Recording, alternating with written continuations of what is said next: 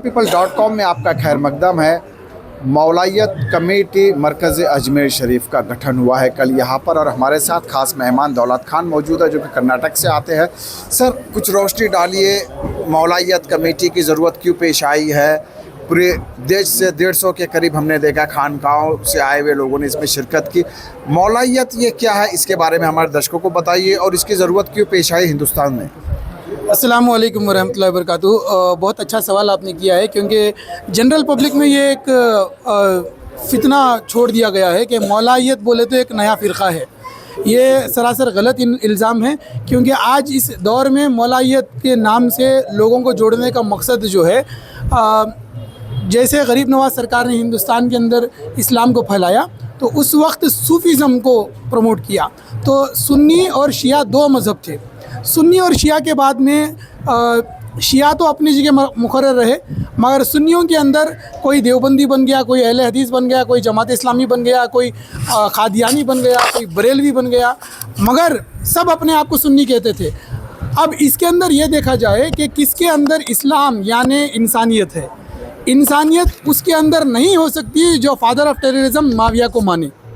तो आप चाहे देवबंदी को ले लो, अहले हदीस को ले लो, बरेलवी को ले लो, या जमात इस्लामी के ले लो, और या ही कादियानी को ले लो, ये सारे के सारे जो हैं फादर ऑफ टेररिज्म माविया को मानने वाले हैं। अब शिया की तरफ नज़र डाल कर देखें या फिर सूफियों के अंदर नज़र डाल के देखें, ये दो ऐसे ग्रुप हैं जिसके अंदर शिया जो हैं अहले बैत को मानने वाले हैं, मगर सहाबा इकराम के गुस्ताख हैं। और सूफिया इकराम को अगर आप देखें तो सूफिया इकराम सहाबा इकराम की अज़मत भी बयान करते हैं और अहले बैत की वफ़ादारी भी करते हैं। तो इससे हमें यह पता चलता है कि माविया जो है फादर ऑफ टेररिज्म को सूफियों ने भी बाइकआउट किया है, यानी औलिया इकराम ने भी बाइकआउट किया है और शिया ने भी बाइकआउट किया है। ये दो ही धर्म ऐसे हैं जो इंसानियत का पाठ पढ़ाते हैं। अब मौलायत की ज़रूरत क्यों पड़ी? मौलायत की ज़रूरत इसलिए पड़ी क्योंकि हर कोई अपने आप को सुन्नी बोल रहा है, हर कोई अपने और बरेलवी अपने आप को सूफ़ी कहते हैं। अब सूफ़ी कह के दरबार में आना और लोगों को चूना लगाना कि हम सूफ़ी हैं, तो इसलिए ज़रूरत पड़ी कि इस दौर में मौलायत के नाम से सुन्नियों को एक आइडेंटिफिकेशन दी जाए, और ताकि ये आइडेंटिफिकेशन जो है गरीब नवाज़ सरकार के जो दीन अस्त हुसैन जो गरीब नवाज़ सरकार ने फैलाया है, उस दीन की तरफ इशारत की जाए।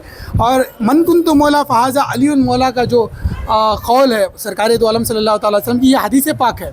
सिर्फ कौल नहीं बल्कि हदीस पाक है।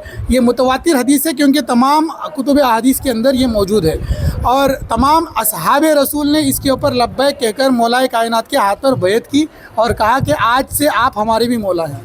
तो बात मौला कह के कुछ मुनाफिकों ने, जैसे अबू सुफियान और माविया जो फादर ऑफ टेररिज्म हैं, इन लोगों ने मौलाए कायनात के साथ दुश्मनी की और अहले बैत के साथ में दुश्मनी करके करबला जैसा सानहा लोगों के सामने रखा, और रसूल पाक सल्लल्लाहु ताला अलैहि वसल्लम की घर की शहज़ादियों को बेपर्दा करके शहीद किया गया।